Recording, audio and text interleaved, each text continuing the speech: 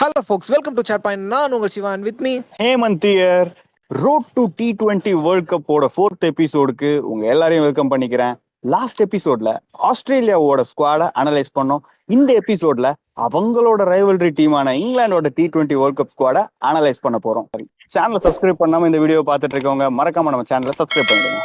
Defending சாம்பியன்ஸான இங்கிலாண்டோட ஸ்குவாட்ல தி கேப்டன் ஜாஷ் பட்லர் அவரோட தலைமையில Phil Salt, Will Jacks, Jonny Bairstow, Ben Duckett, Harry Brook, Liam Livingstone, vice captain Moeen Ali, Sam Curran, Chris Jordan, Tom Hartley, Adil Rashid, Jofra Archer, Mark Wood, Reece Topley இவங்க எல்லாரும் include ஆகுறாங்க.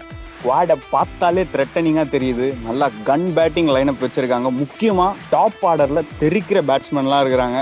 Josh Buttler, Phil Salt, Will Jacks, Jonny பேஸ்டோன்னு full பவரும் top ஆர்டர்ல இருக்கு. Fire இவங்க எல்லாரும் IPL ஒரு நல்ல பிராக்டிஸ் எடுத்துட்டு இப்போ இன்டர்நேஷனலுக்கு வராங்க. எஸ்பெஷலி ஜாஷ் பட்லர் ஐபிஎல்ல 2 செஞ்சுரி போட்டிருக்காரு.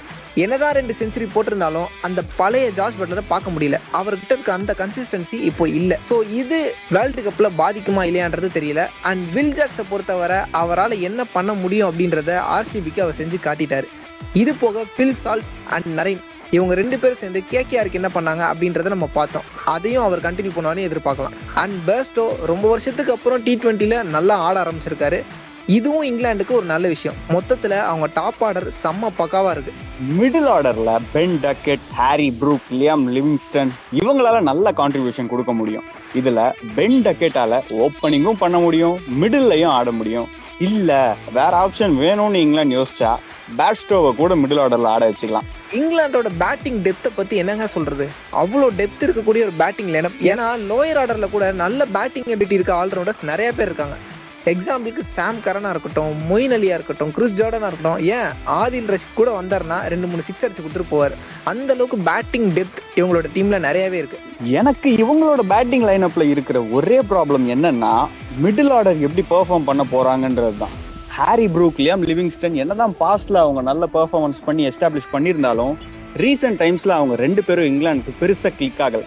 இருந்தாலும் இங்கிலாந்து கிரிக்கெட் போர்டு 2 பேரையும் பேக் பண்ணி எடுத்திருக்காங்க. பார்ப்போம் எப்படி பண்றாங்கன்னு.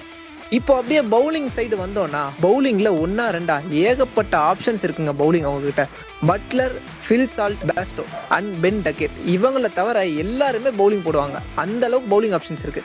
ஆஃப் ஸ்பின் வேணுமா, Moeen Ali, Will Jacks, Livingstone, Tom Hartley இவங்க இருக்காங்க. லெக் ஸ்பின்னர் வேணுமா, அதுக்கு ஒரு ஆதில் ரஷீத் இருக்காரு. ஃபாஸ்ட் பவுலிங் வேணுமா, Sam Curran, Chris Jordan, Jofra Archer, Mark Wood, Reece Topley இவங்க இருக்காங்க. இந்த மாதிரி ஏகப்பட்ட ஆப்ஷன்ஸ் டீமுக்குள்ள கொட்டி கிடக்குது பவுலிங்காக. ஏகப்பட்ட ஆல்ரவுண்டர்ஸ் இருக்கிற ஸ்குவாட் இது. ஸோ அவங்களுக்கு நிறைய பவுலிங் ஆப்ஷன்ஸை கொடுக்கும். பட் இந்த டீம்ல இருக்க ஒரே ப்ராப்ளம் பிளேயர்ஸோட கரண்ட் ஃபார்ம். பட்லர் கிட்ட பழைய கன்சிஸ்டன்சி இல்ல. லியம் லிவிங்ஸ்டன் ரீசெண்டா பெருசா எதுவும் ஸ்கோர் பண்ணல. ப்ரூக்க நம்பர் 5ல யூஸ் பண்ணிட்டு இருக்காங்க. அந்த பொசிஷன்ல அவர் பெருசா கிளிக்கும் ஆகல. சரி, பேட்டிங் தான் இப்படின்னு பார்த்தா பவுலிங்லயும் சில ஓட்டைகள் இருக்க தான் செய்யுது. ஜோஃப்ரா ஆர்ச்சர் இன்ஜூரியில இருந்து பெரிய கேப்க்கு அப்புறம் இப்பதான் வராரு. மார்க் வுட்டாலையும் த்ரூ அவுட் த டோர்னமெண்ட் விளையாட முடியுமான்றது டவுட்டு தான். அதே சமயம் ரீஸ்டாஃப்லையும் சொல்லவே தேவையில்ல, எல்லாருக்கும் தெரியும் அவர் ஒரு இன்ஜுரி ப்ரோன். எப்போ எப்படி இன்ஜுரி ஆவாருன்றத கணிக்கவே முடியாது.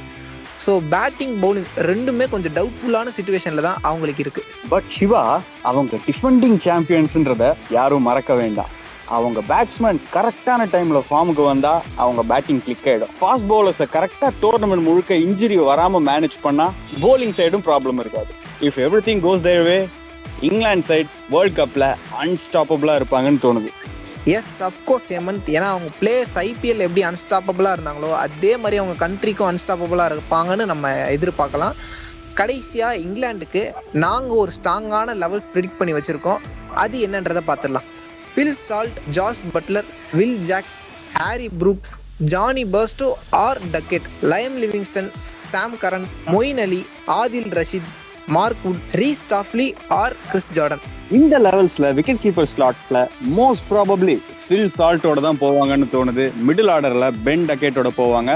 ஏன்னா கடைசியா அவங்க வெஸ்ட் இண்டீஸோட ஆடின T20 சீரீஸ்ல ஃபுல்லா பென் டக்கெட்டை தான் மிடில் ஆர்டர்ல யூஸ் பண்ணாங்க. பென் டக்கெட்டால பேட்ஸ்டோவை விட பெட்டராகவே மிடில் ஆர்டர்ல பேட் பண்ண முடியும். ஸோ பென் டக்கெட்டை தான் ஸ்டார்டிங் 11ல யூஸ் பண்ணுவாங்க.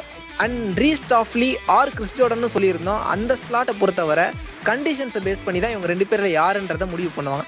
ஏன்னா வெஸ்ட் இண்டீஸை பொறுத்தவரை மோஸ்ட் ஆஃப் பிச்சஸ் ஸ்லோவாக தான் இருக்கும் அப்படின்ற மாதிரி சொல்லியிருக்காங்க. அந்த இடத்துல கிறிஸ் ஜார்டன் எஃபெக்டிவா இருப்பாரு அப்படின்ற பட்சத்துல கிறிஸ் ஜார்டனுக்கு தான் போவாங்க. சப்போஸ் கொஞ்சம் ஸ்விங்கிங் கண்டிஷனா இருக்கிற பட்சத்துல டாஃப்லிக்கு போவாங்க. இது போக நிறைய பேர்கிட்ட ஒரு கேள்வி இருக்கும், ஜோஃப்ரா ஆர்ச்சரை லெவல்ஸ்ல பார்க்கலாமான்னு. வாய்ப்பே கிடையாதுங்க. ஸ்டார்டிங் லெவல்ஸ்ல ஜோஃப்ரா ஆர்ச்சர் இருக்கவே மாட்டாரு. ஏன்னா இன்ஜுரிக்கு அப்புறம் ஒரு பெரிய கேப் எடுத்துக்கிட்டு இப்பதான் வந்திருக்காரு ஜோஃப்ரா ஆர்ச்சர். ஸோ வந்த உடனே லெவல்ஸ்ல அவர் ஆட வைப்பாங்களா அப்படின்றது டவுட் தான். அவர் இருக்க வாய்ப்பு கிடையாது. அவ்வளவுதான் guys, இதோட இந்த அனலைசிஸ் முடிச்சுக்கிறோம். இதே மாதிரி நெக்ஸ்ட் அனலைசிஸ்ல வேற ஒரு டீமோட வந்து உங்களை மீட் பண்றோம். அது வரைக்கும் உங்ககிட்ட இருந்து டேக் ஆஃப் வாங்கிக்கிறது நான் உங்கள் Siva, and with me Hemant. நன்றி, வணக்கம். Stay connected with us.